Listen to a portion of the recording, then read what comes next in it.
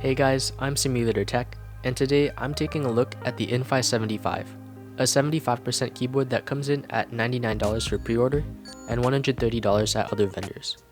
Inside the box we have some extra keycaps, a keycap switch puller, and a USB cable with a nice cable management strap. On top of the keyboard we have a dust cover. Under that is a manual. And here's the board. My board is a nice deep blue color with a unique industrial looking design. The case is made primarily of plastic, but it feels extremely good. At first I thought it was aluminum, but really light, so it turns out it's plastic. The layout is non-exploded 75%, with both a knob and a screen, which is pretty interesting.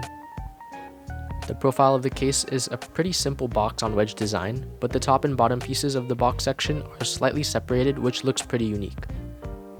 Overall, the board is pretty cool, and it looks very industrial with a lot of cautionary messages on the keycaps and on the back. Also, this board supports 3 modes of connection, including standard USB-C to USB, 2.4 GHz with a dongle, and Bluetooth. Taking a closer look at the keycaps, we can see their cherry profile double-shot PBT. The printing is crisp, and there's side-printed legends as well, which looks pretty cool. The overall look of the keycaps is cool, albeit a little bit chaotic. I don't know, if that's your thing, then that's great. The switches included with the board are pre-lubed yunzii linear switches designed in collaboration with Designer Studio. They're very smooth and they sound deep and round, if that makes sense. The stabilizers are plate mounted, and I found them basically perfect out of the box, which is always nice. Honestly, I'm kind of liking plate mounted stabs recently since they're easier to tune up and they can sound just as good as screw-ins.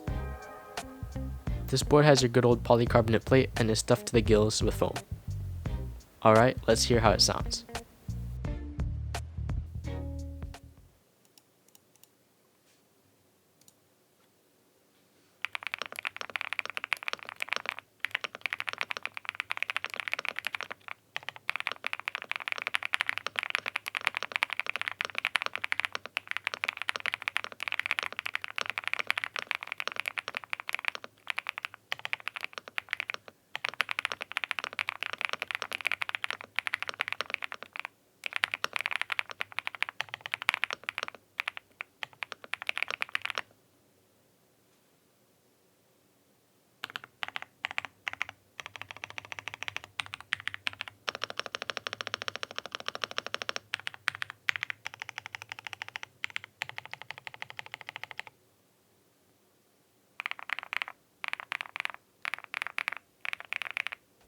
As expected, it sounds very foamy.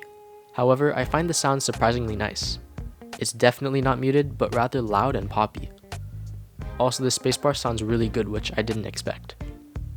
In terms of feel, the board is pretty soft. There's not a ton of flex, but the tapping experience is not harsh at all. I found the front height of the board slightly high for my liking, but it's not uncomfortable. The biggest feature in my opinion is the screen, which can be controlled by the knob. There's a lot of different menus that can change the RGB effects, brightness, volume, language, and more. You can also import custom GIFs for the screen using the Infi75 software.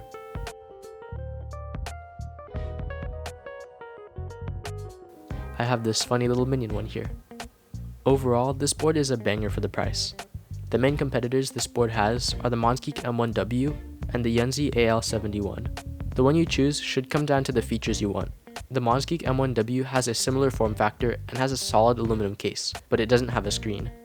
However, it's a bit more expensive at $140, though it's still in the same relative category. The Yunzii AL71 is a bit cheaper, and like the M1W, it has an aluminum case, but no knob or screen. However, the aluminum case doesn't feel quite as sturdy as the M1W.